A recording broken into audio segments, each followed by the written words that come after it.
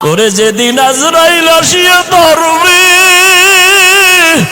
ওরে রুহুটা নিয়ে যখন আজরাইল চলিয়া যাবে, ওই সাদা কাপড়ে যেদিন ঢুকবে রে যুবক, সাদা কাফনে এখন একা হয়ে যাবি। ওই বাঁশবাগানে কবরে যখন রাখবে, একা একা শুয়ে থাকবি, দেখবি মা নাই বাবা নাই, কই আমার মা, কই আমার বাবা, কই আমার টাকা, কই আমার ক্ষমতা। ওই অন্ধকার কবরে এখন তুমি একা, আর কেউ নাই। ওই অন্ধকার কবরে মাটি দিয়া যখন সবাই চলে যাবে, এতদিন আমার মা, আমার বাবা, আমার বাড়ি, আমার গাড়ি, আমার ছেলে, আমার মেয়ে, এখন তো দেখি কেউ আমার না, কেউ আমার না, কেউ আমার না, কেউ আমার না। আসলে সবাই আমারে বিদায় দিয়ে আরামে ঘুমায়, সবাই আমারে কবরে রাইখা আরামে খায়। ওই অন্ধকার কবরে দেখলাম আমার মালিক,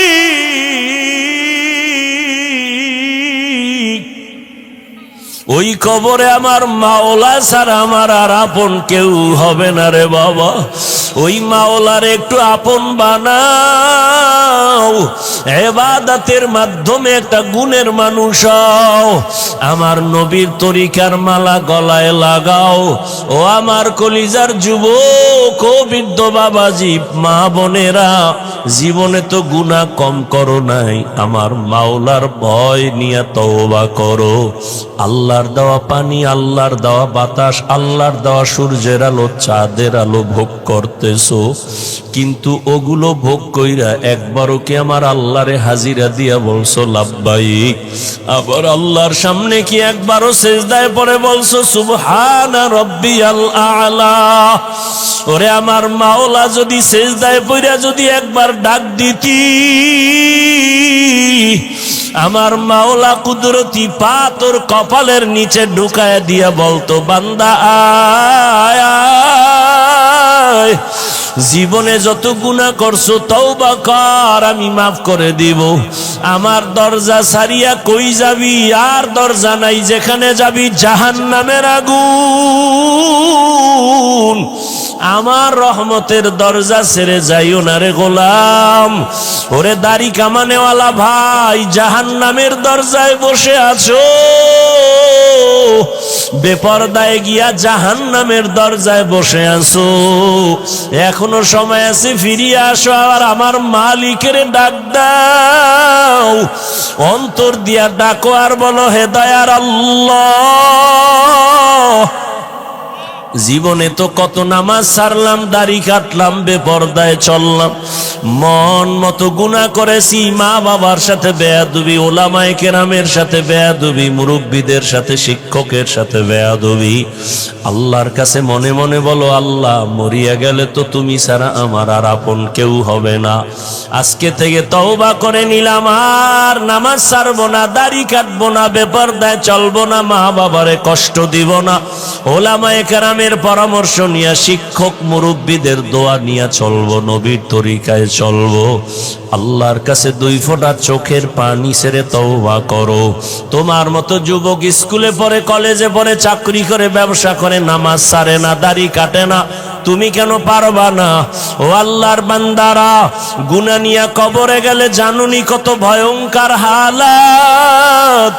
দুনিয়াতে একটা মশার কামড় সইতে পারো না, দুনিয়ার সূর্যের গরম সহ্য করতে পারো না।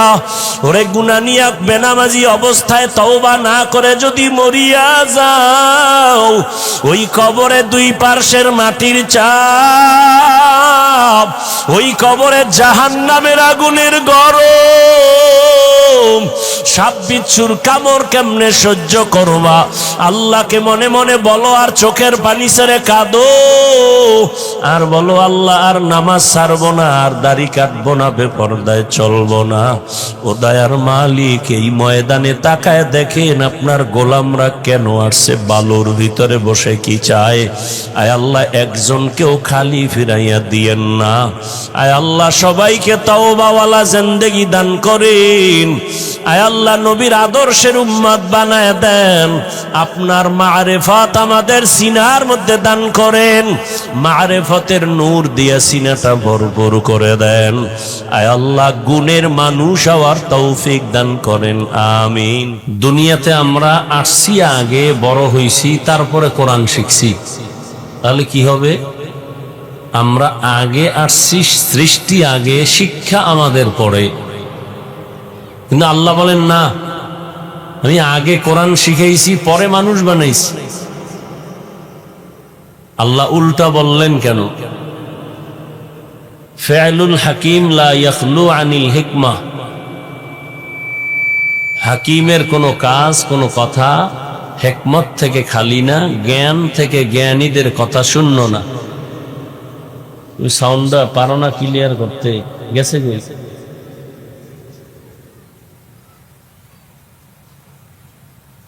তুমি রিভার্ব বুঝো না? বুঝলে দাও, ইকো হয় কেন, রিপিট হয় কেন সাউন্ড? তুমি ওইভাবে সেটিং করবা, বক্সে দিবা, মাইকে দাও কেন? শুধু বক্সে রিভার্বটা দাও।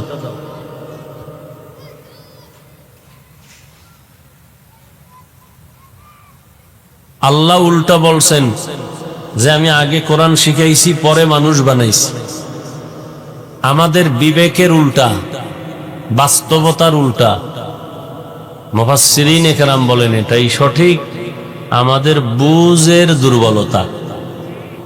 আল্লাহর কথা সব ঠিক, আল্লাহর কথায় কোনো ভুল নাই, কোনো উল্টা নাই। তাহলে এটা কেমনে ঠিক? এই ঠিক কেমনে এটা বুঝাইতে যতটুকু সময় আপনাদের ধৈর্যের উপরে চেষ্টা করব। ওয়ামা তৌফিকি ইল্লা বিল্লাহ। আল্লাহ তৌফিক দান করেন। দুনিয়া বড় কঠিন হয়ে গেছে।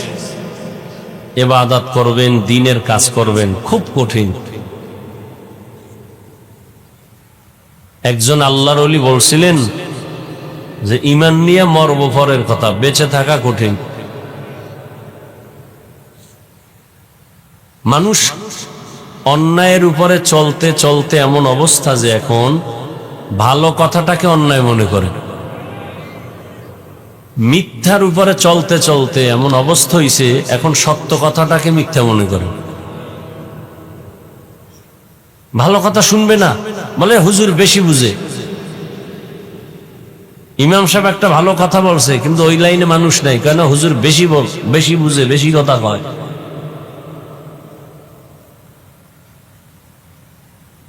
কোরআনের মাহফিল বেহেশতের বাগান, বসলে গুনাহ মাফ। এত সুন্দর বাগানের পার্শ্বে আছে আবার জাহান্নামের বাগান। দোকানপাট, মহিলাদের আড্ডা, যুবক যুবতীদের আড্ডা চলতেছে হরদমে।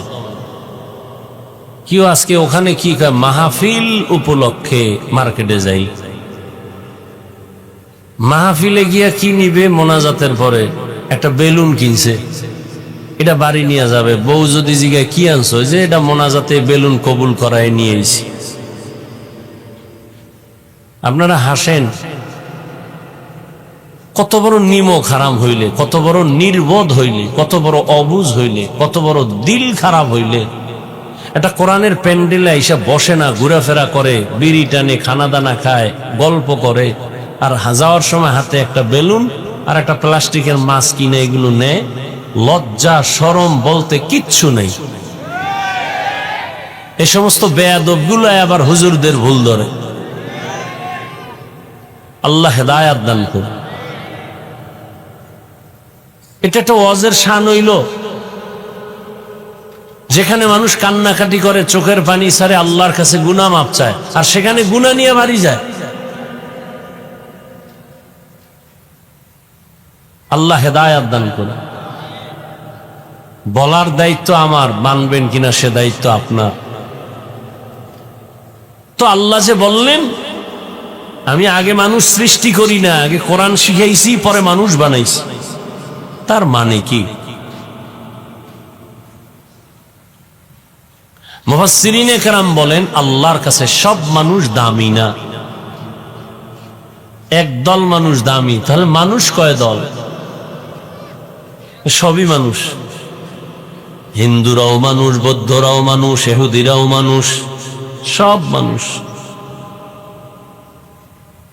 কিন্তু আল্লাহর কাছে সব মানুষের মূল্য নেই। কিছু মানুষ আছে বংশগত মানুষ।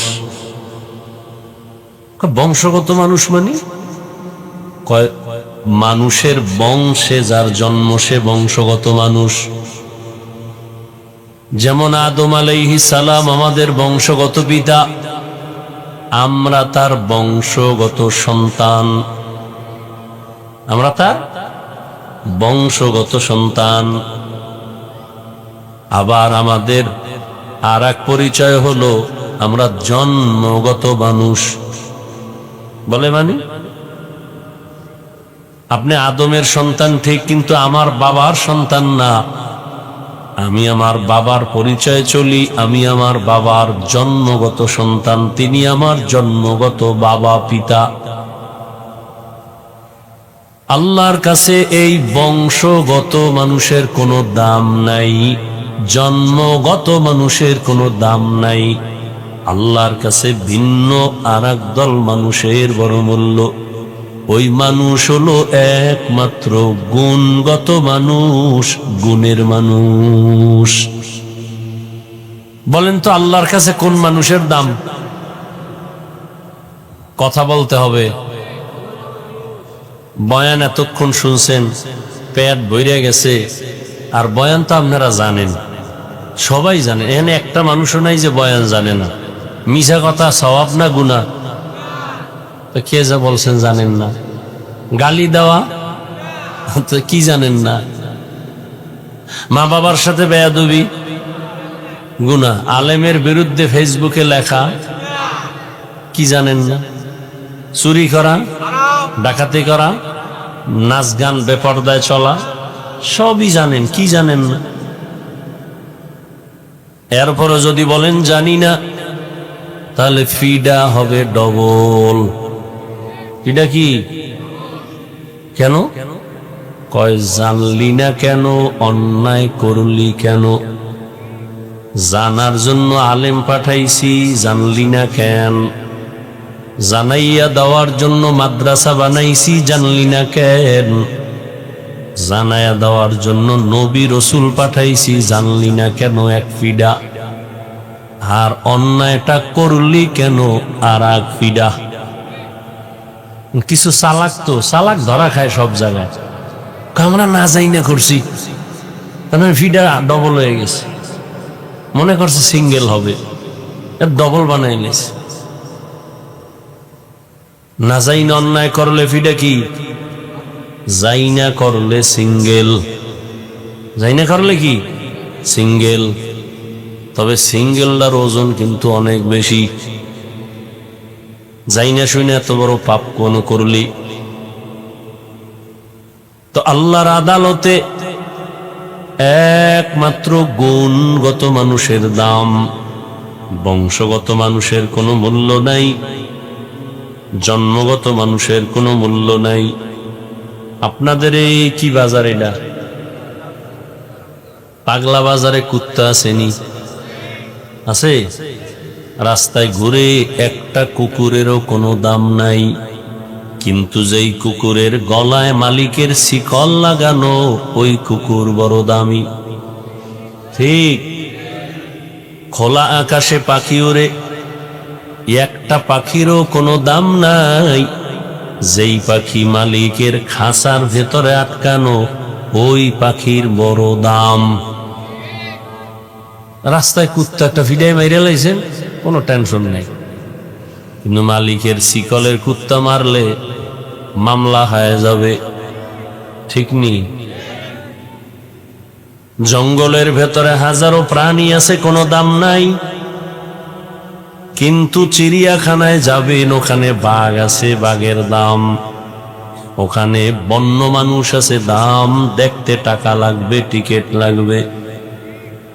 ঠিক এই দুনিয়ার ভেতরে হাজারো কোটি কোটি কোটি কোটি মানুষ, একটা মানুষেরও কোনো দাম নাই, কিন্তু যেই মানুষ কালেমার রশি গলায় লাগাইছেন আর আল্লাহর মোহব্বত নিয়ে চলবে, ওই মানুষের বড় দাম। গর্ব সুরত आदमी इंसा बुदे अहमद बु जहलो हम एक साबुदे आदमीरा आदमीयत लाज़िमस्त औदेरा गर्बुना बशुद ही जमास्त आदमीयत लहमो शाहमो पुश्ते नीस्त आदमीयत जुजरे ज़ोए दोस्ते नीस्त। সবাই মানুষ, সবাই কি, কিন্তু সবাই মুমিন না। কে? সবাই কি না?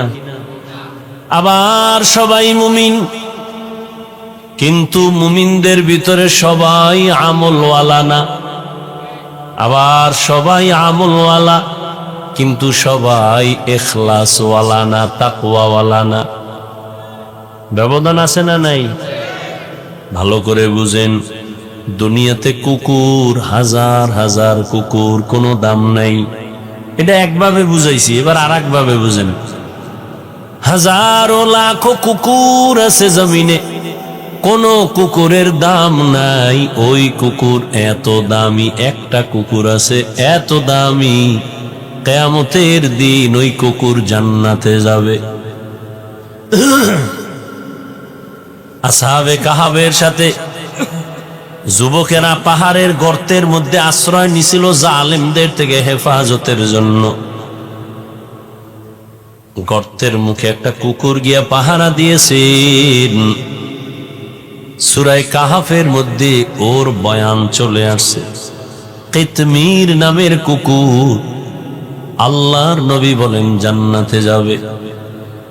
জমিনের মধ্যে উটনির অভাব নাই, যত উটনি আছে সব আমার আল্লাহর বানানো, কিন্তু সব উটনি আল্লাহর কাছে দামি না। আল্লাহর নবী যেই উটনির উপরে সফর করেছেন, সাওয়ার হয়েছেন, উটের দাম জান্নাতে যাবে। আর একটা উট আছে বড় দামি, সালেহ আলাইহিস সালামের উটনি। ওই ইরাকের বর্ডারে আল উলা জায়গার নাম, সৌদির শেষ, ওখানে পাহাড়।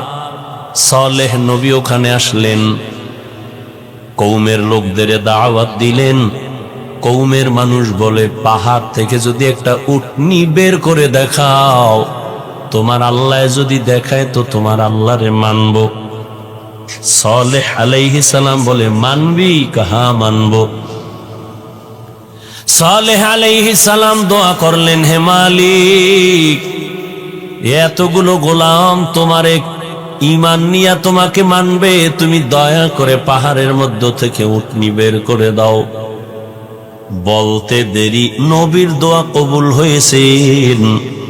সবাই তাকায় দেখে, দুই পাহাড়ের মধ্য থেকে একটা উটনি হেঁটে হেঁটে সামনে হাজির। ওরা চাইছিল শুধু উটনি, আর আল্লাহ দিছে এমন উটনি যে গর্বে বাচ্চা। জমিন এখানে এসে বাচ্চা প্রসব করলো। কিন্তু সালেহ নবীর উম্মতেরা আল্লাহর উপর ঈমান আনে নাই। এবার আল্লাহ রাগ করছেন, রাগ কইরা আসমান থেকে একটা আওয়াজ দিছেন, এমন জোরে একটা আওয়াজ।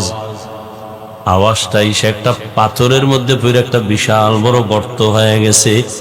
আর সালেহ নবীর উম্মত গুলো জায়গায় সব মরে গেছে। ওই সালেহ আলাইহিস সালামের উটনি আল্লাহর জান্নাতে যাবে। আপনাকে আশেপাশে পিপিলিকা আছে না? কোন পিপিলিকা তো সব আকৃতিতে সব পিপিলিকা সমান, কিন্তু ওই পিপিলিকা বড় দামি। কোন পিপিলিকা? জমিন থেকে 9 মাইল উপরে সিংহাসনে বসা পয়গম্বর সুলাইমান। কয় মাইল উপরে? এই ঘুমাইতেছেন? ঘুমায় ঘুমায়। পয়গম্বর সুলাইমানের সিংহাসন কয় মাইল উপরে? 9 মাইল উপরে। নবী সিংহাসন দিয়া চলছেন, সিংহাসনটা বাতাসের বেগে চলতেছে। কোনো তেল, পেট্রোল, অকটেন লাগে না, গ্যাস লাগে না।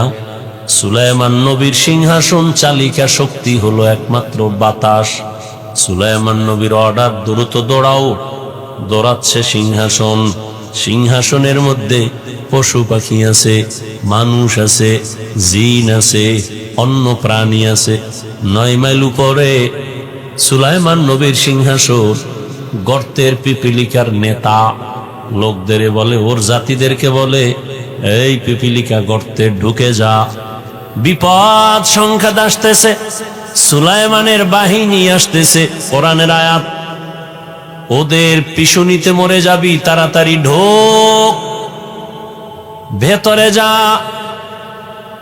9 মাইল নিচে গর্তের পিপিলিকা তার জাতিদেরকে সতর্কবাণী করে, বাঁচাবার জন্য চেষ্টা করে। 9 মাইল উপরে পয়গম্বর সুলাইমান পিপিলিকার আওয়াজ নিজের কানে স্পষ্ট শুনতেছেন। নবী সুলাইমান বললেন, সিংহাসন জমিনে ল্যান্ড করো। জমিনে সিংহাসন ল্যান্ড করলো। এবার পিপিলিকার ঘটনা নবী সুলাইমান শুনাইতেছেন। কেচ্ছা কাহিনীর ওয়াজ করি। এই হায়ওয়ান, পৃথিবীতে কেচ্ছা কাহিনীর শ্রেষ্ঠ কিতাব হলো কোরআন শরীফ।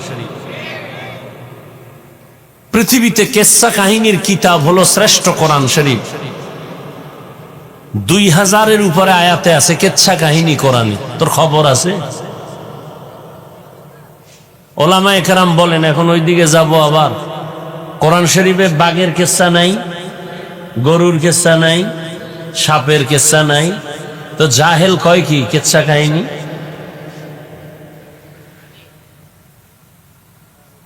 মান্দার গাছ চিনেননি, কাটাওয়ালা, এটা লাগায় কেউ আম চাইলে হবে? তো বেনামাজির ঘরে নামাজি আসা খুব অস্বাভাবিক। বেয়াদবের ঘরে আদবওয়ালা তৈরি হওয়া খুব কষ্ট। আল্লাহ হেদায়াত দান করেন। একটা কথা বলি, মনে রাখেন, পারলে লেখা টানায় রাখেন। আল্লাহ যদি কারো উপরে রাগ করেন, বেজার হন, তার প্রথম পরিচয় সে আলেমের বিরোধিতা করবে। আলেমের বিরোধিতা করা এটা প্রথম পরিচয় যে আল্লাহ তার উপরে অসন্তুষ্ট, বেজার। আর আমি তো সারা বাংলাদেশে বলি, যারা ওলামায়ে কেরামের বিরুদ্ধে লেখালেখি করে মানুষের কাছে ছোট করার জন্য, এরা মা বাবার অভিশপ্ত সন্তান। একটাও মা বাবার আদরের সন্তান না, সবগুলো মা বাবার অভিশপ্ত সন্তান। উনি মরার আগে ধ্বংস হয়ে যাবে, খালি চোখে তাকায় দেখবেন। কারণ সব জায়গায় বেয়াদবি, চালাকি আর মাস্তানি চলে না। সুলাইমান নবী পিপিলিকার আওয়াজ শুনলেন। পিপিলিকার থেকে কি আমরা জানলাম? পিপিলিকার বয়ানটা জাতির জন্য এমন একটা উপদেশ, দয়াময় আল্লাহ পিপিলিকার নাম দিয়েই সূরা নাজিল করেছেন, সূরায়ে নমল। ঠিক নি? নবীজি বলেন, এই পিপিলিকা কোটি কোটি কোটি কোটি পিপিলিকার মধ্যে নবী সুলাইমানের কথা শ্রবণ করেছে। নবী যেই পিপিলিকার এটা জান্নাতে যাবে। তাহলে সব পিপিলিকা সমান, কিন্তু ওই পিপিলিকার দাম বেশি। সবাই তো পিপিলিকা, তবে সুলাইমান নবীর পিপিলিকার মতো সব পিপিলিকা দামি না। উযায়ের আলাইহিস সালামের গাধার ঘটনা আছে কোরআনে। ওই গাধা আল্লাহর জান্নাতে যাবে, কুকুর জান্নাতে যাবে। মূসা নবীর ঘটনা আছে সূরার মধ্যে, সূরা বাকারায়। কিয়ামতের দিন এই গরু গাভীটা আল্লাহর জান্নাতে যাবে। সবাই তো মানুষ, কিন্তু সব মানুষ আল্লাহর কাছে দামি না। সবই তো গরু আছে জমিনে, অভাব নাই, কোটি কোটি গরু। মূসা নবীর জীবনের এই গরুটার মতো কোনো গরু দামি না। উট আছে জমিনেও হাজারো কোটি, কিন্তু রহমাতুল লিল আলামিনের বাহনের মতো দামি উটনি একটাও না। সালেহ নবীর সোহবত প্রাপ্ত উটনি একটাও না। ঠিক এ জমিনে কোটি কোটি মানুষ, হিন্দু আল্লাহর বান্দা, ইহুদিও আল্লাহর বান্দা, খ্রিস্টানও আল্লাহর বান্দা, কিন্তু সবাই আল্লাহর প্রিয় বান্দা না। আল্লাহর প্রিয় বান্দা যারা মুমিন, এজন্য মুফাসসিরিনে কেরাম বলেন সব মানুষ জান্নাতে যাবে না, যারা গুণের মানুষ তারা জান্নাতে যাবে। এবার আমরা বুঝি গুণের মানুষ কাকে বলে।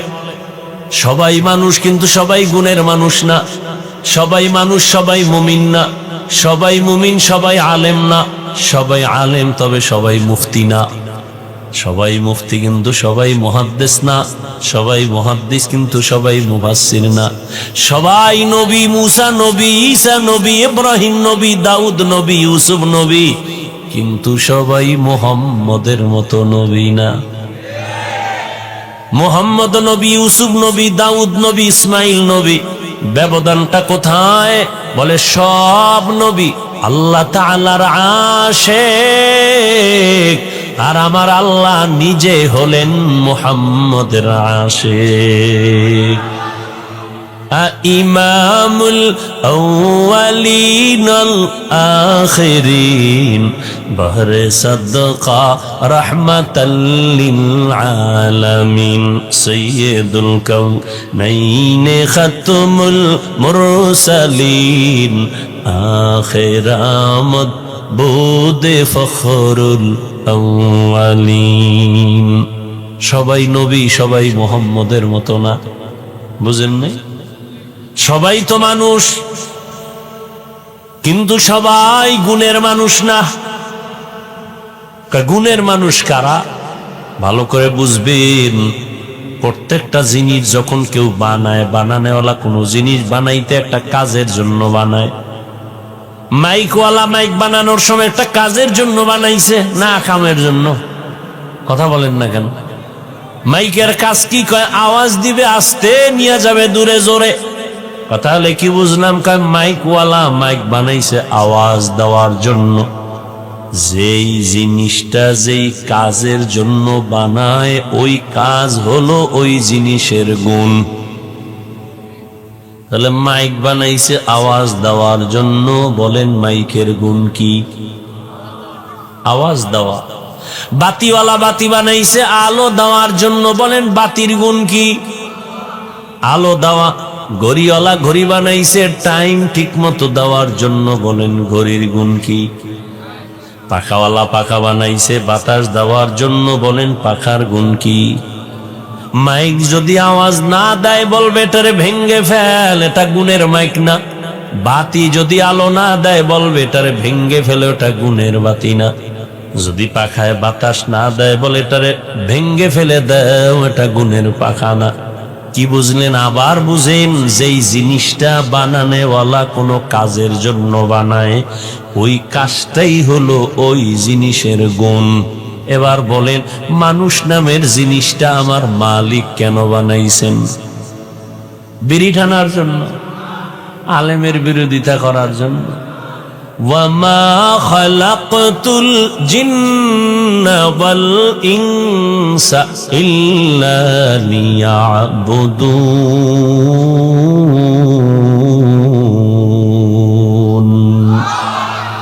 মা খালাকতুল জিন্না ওয়াল ইনসি বাখাজুজ ইবাদত নিস্তে মাকসুদ আজাহা। আল্লাহ বলেন আমি মানুষ আর জিন বানাবার একমাত্র কারণ ইবাদত। কি? কার ইবাদত? আল্লাহর নামটা জবানে আসে না? কার ইবাদত? আর আল্লাহর নাম আসবে কিভাবে? যেই জমানে সারাদিন মিথ্যা গীবত গালি, ওখান থেকে আল্লাহর নাম আসতে তো একটু সময় লাগে। কথা ঠিক নি? जिंदगी में बंदगी तू करना है, जिंदगी में बंदगी तू करना है, जिंदगी बे बंदगी शर्मिंदा है, जिंदगी बे बंदगी शर्मिंदा है। दुनिया में हो दुनिया का तालबगार न हो, बाजार से गुजरो हो खरीदार न हो। ये दुनिया एक मिसले कागज फूल है, ये दुनिया एक मिसले कागज फूल है।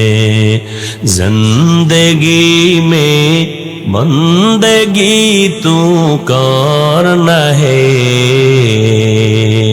जिंदगी में बंदगी तू करना है। जिंदगी बे बंदगी शर्मिंदा है, जिंदगी बे बंदगी शर्मिंदा है।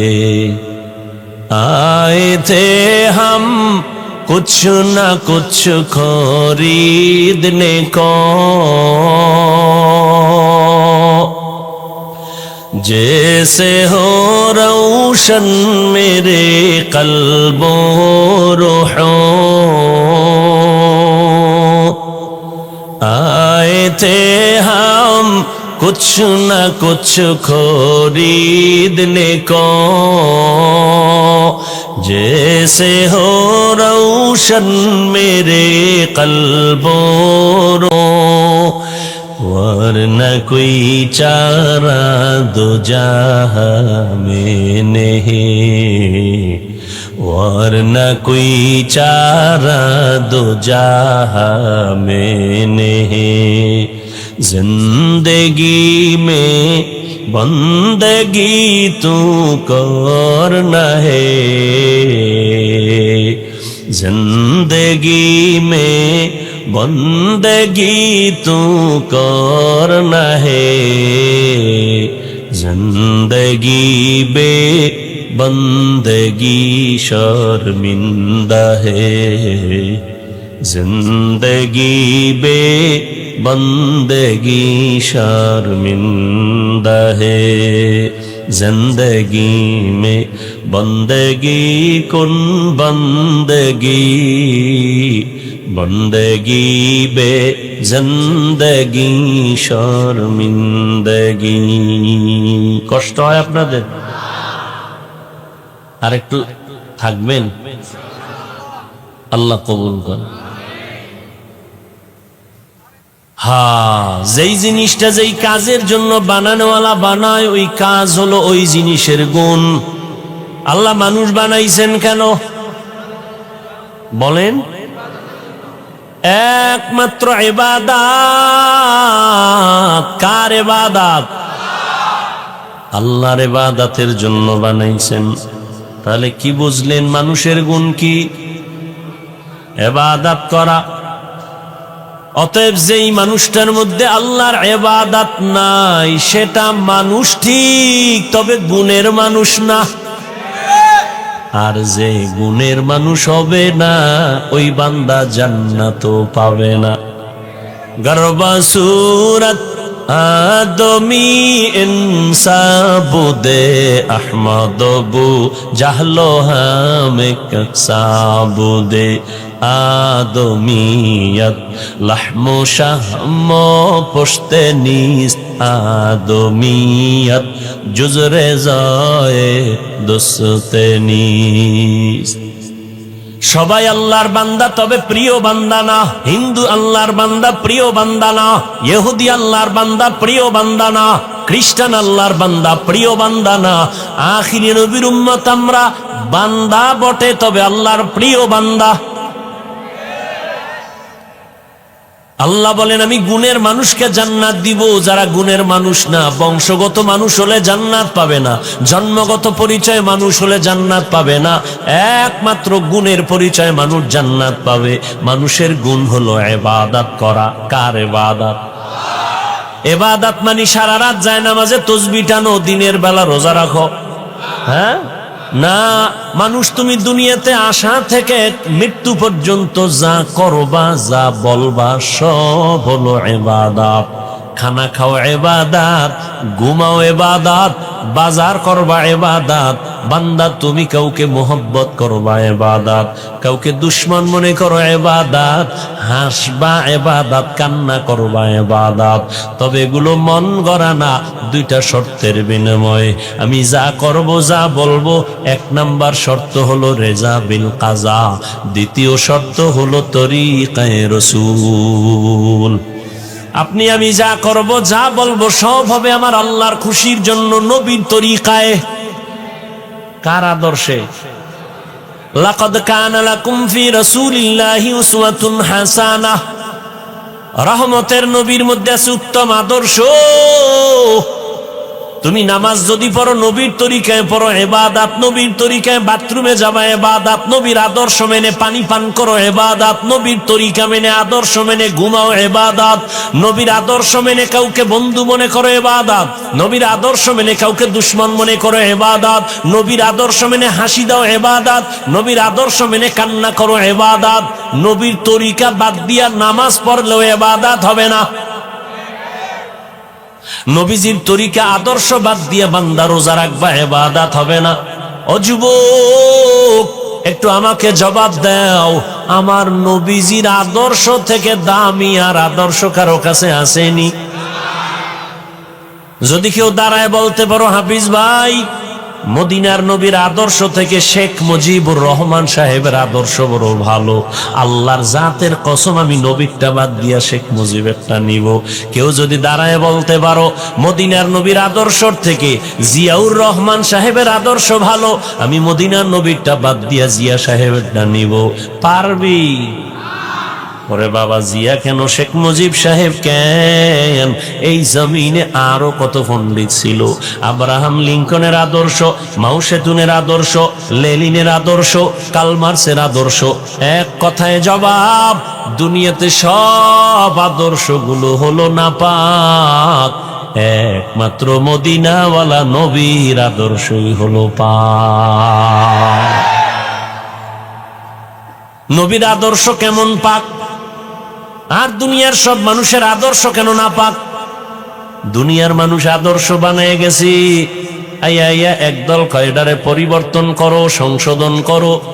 কিন্তু আল্লাহ যে নবীর দিয়ে আদর্শ দিছেন, কিয়ামত পর্যন্ত কোনো পরিবর্তন লাগবে না।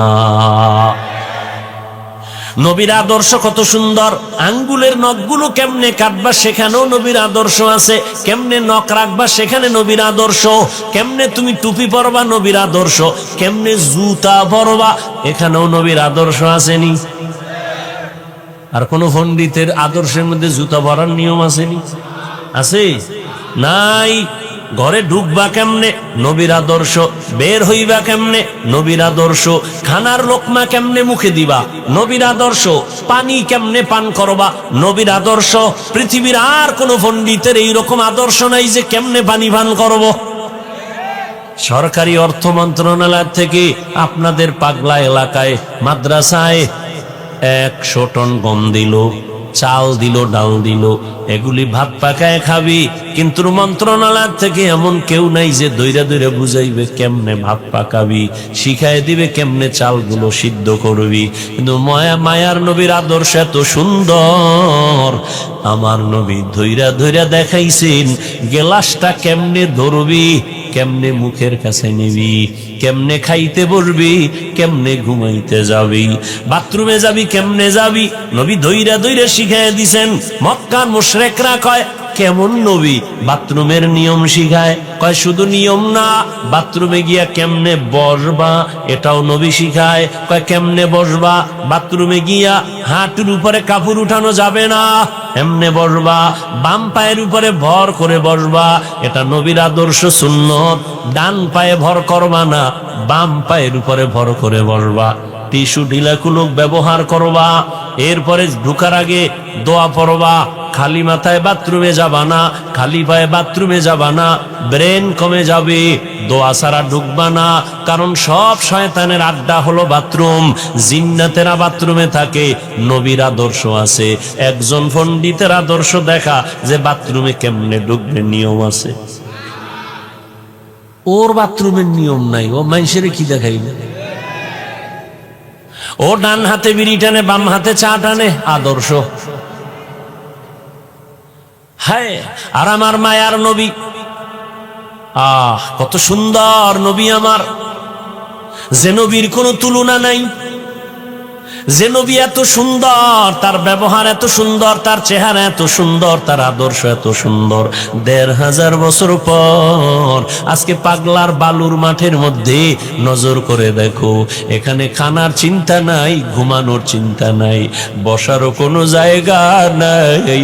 মানুষগুলো বালুর উপরে বসে আছে টাকার লোভে। না, কেউ যদি বলতো তোরে 500 টাকা দিব, তারপরে বালুর মধ্যে বসতো না।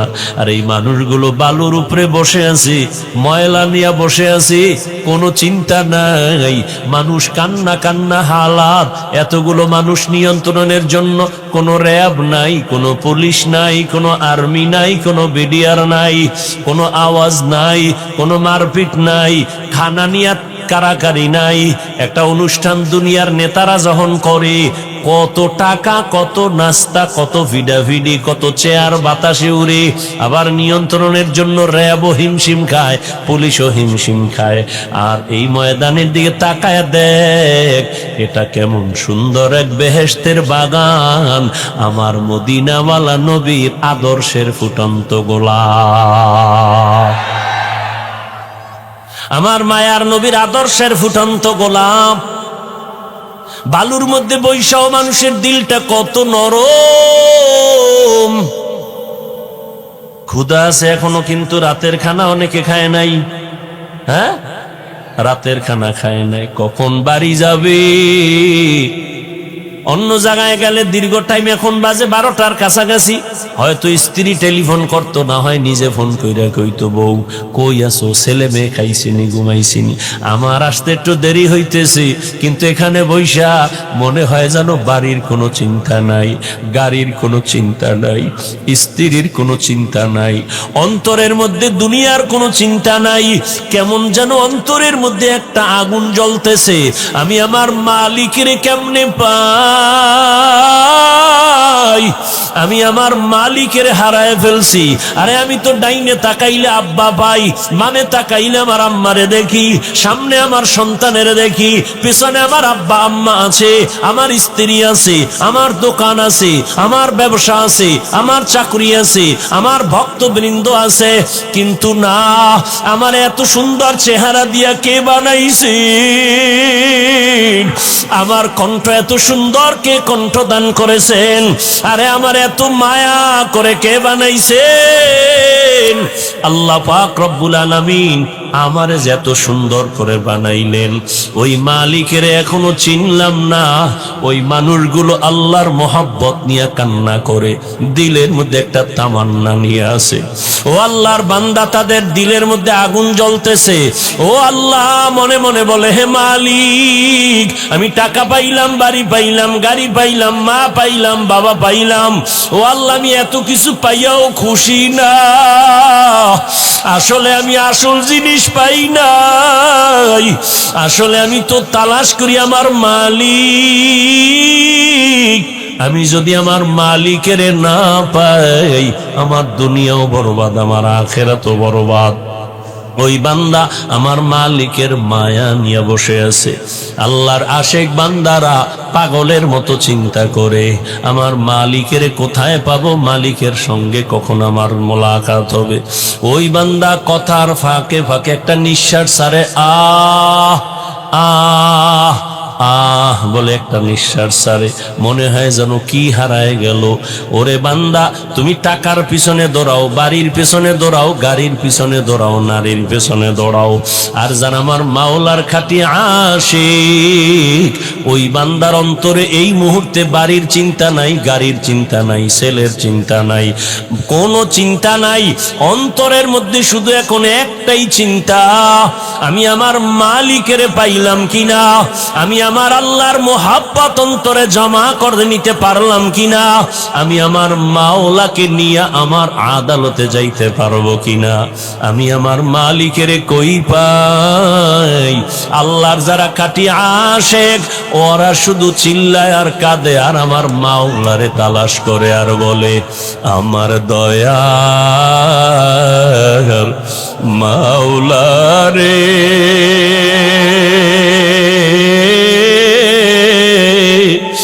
আমার দয়ার মাবুদ রে, কোথায় গেলে পাইব ঠিকানা, তোমাকে বুঝি আমি পাইলাম না। বলো না আমার দয়া মাওলা রে, আমার মায়ার মাবুদ রে, কোথায় গেলে পাইব তোমার ঠিক।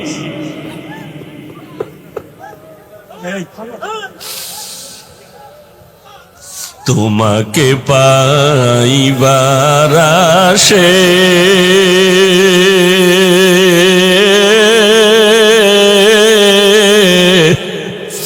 ঘুরি আমি দেশ বিদেশে, কোরআনের বাগানে করলাম বিছানা, আমার দয়ার মাওলা রে,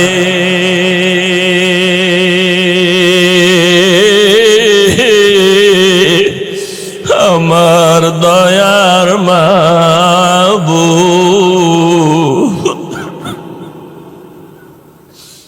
তোমাকে বুঝি আমি পাইলাম না, কোথায় গেলে পাইব তোমার ঠিকানা। ও আল্লাহর বান্দারা, টাকা পাইলা, বাড়ি পাইলা, গাড়ি পাইলা, কিন্তু একবারও ভাবছো এরা কেউ তোমার সাথী না, কেউ তোমার আপন না? ওরে যেদিন আজরাইল আসিয়া ধরবে, ওরে রুহুটা নিয়ে যখন আজরাইল চলিয়া যাবে, ওই সাদা কাপড়ে যেদিন ঢুকবে রে যুবক, সাদা কাফনে এখন একা হয়ে যাবি।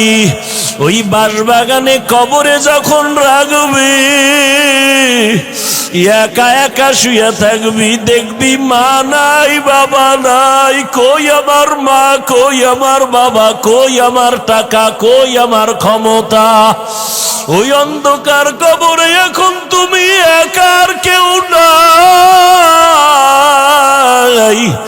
ওই অন্ধকার কবরে মাটি দিয়া যখন সবাই চলে যাবে, এতদিন আমার মা, আমার বাবা, আমার বাড়ি, আমার গাড়ি, আমার ছেলে, আমার মেয়ে, এখন তো দেখি কেউ আমার না, কেউ আমার না, কেউ আমার না, কেউ আমার না। আসলে সবাই আমারে বিদায় দিয়ে আরামে ঘুমায়, সবাই আমারে কবরে রাইখা আরামে খায়। ওই অন্ধকার কবরে দেখলাম আমার মালিক,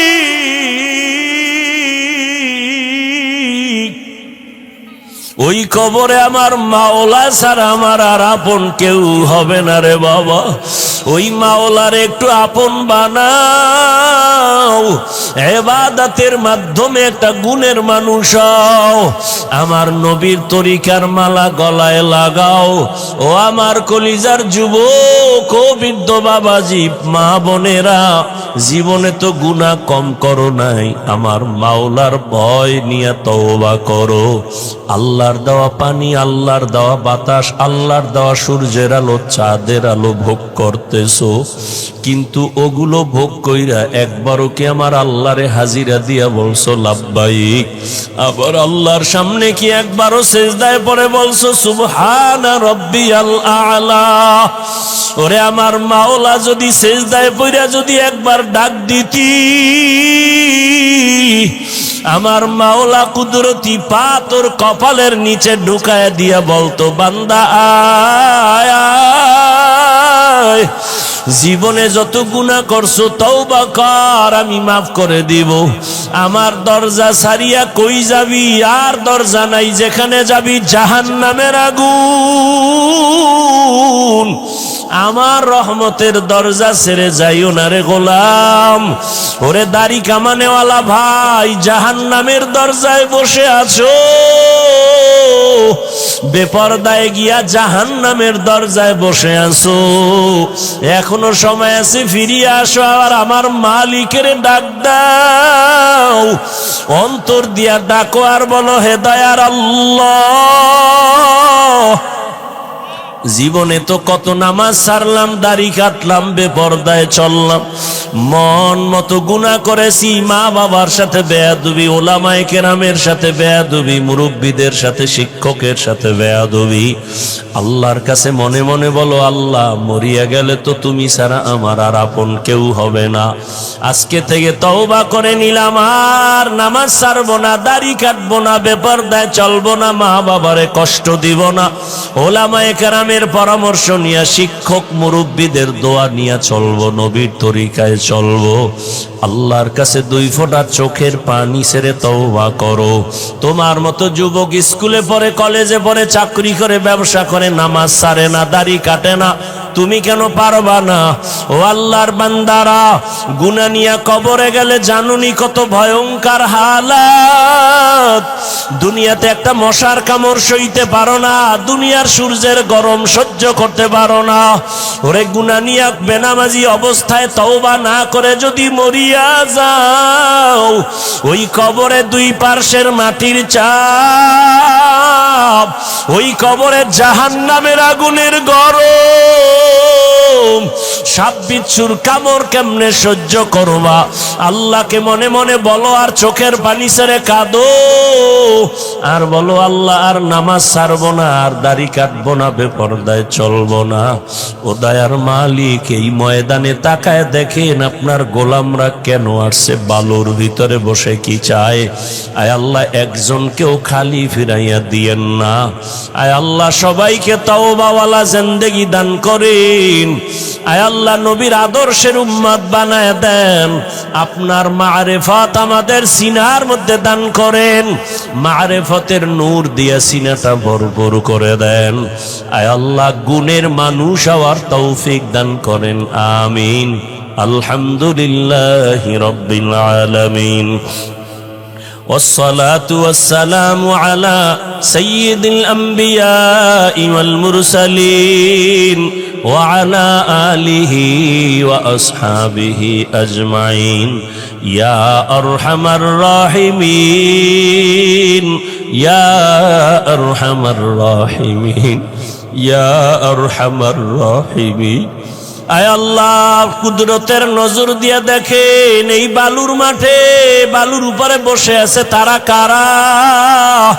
ও আল্লাহ, তারা কি চায়? আমার তো মনে হয় কেউ টাকা চায় না, বাড়ি চায় না, জাহান্নাম থেকে মুক্তি চায়, গুনাহ থেকে ক্ষমা চায় রে মালিক। আমরা গুনার কারণে জাহান্নামের আসামি হয়ে গেলাম, গুনাহের কারণে হাত না পাক, চোখ না পাক, জিহ্বা না পাক, অন্তর না পাক। আয় আল্লাহ, গুনার কারণে দিলটা পাথর শক্ত, চোখে পানি নাই, কান্নাওয়ালা চক্ষু দান করেন আল্লাহ, কান্নাওয়ালা চক্ষু দান করেন, কান্নাওয়ালা চক্ষু দান করেন, জিকিরওয়ালা জিহ্বা দান করেন, আখিরাতের ফিকিরওয়ালা কলব দান করেন। ও আল্লাহ, কত উলামায়ে কেরামরা এই গভীর রাতে আপনার দরজায় হাজির, কত সাদা দাড়িওয়ালা মুরব্বীরা, হাজি সাহেবরা হাজির, কত ব্যবসায়ী চাকরিজীবীরা হাজির, পর্দার আড়ালে কত মা বোনেরা হাজির। আমার কলিজার যুবক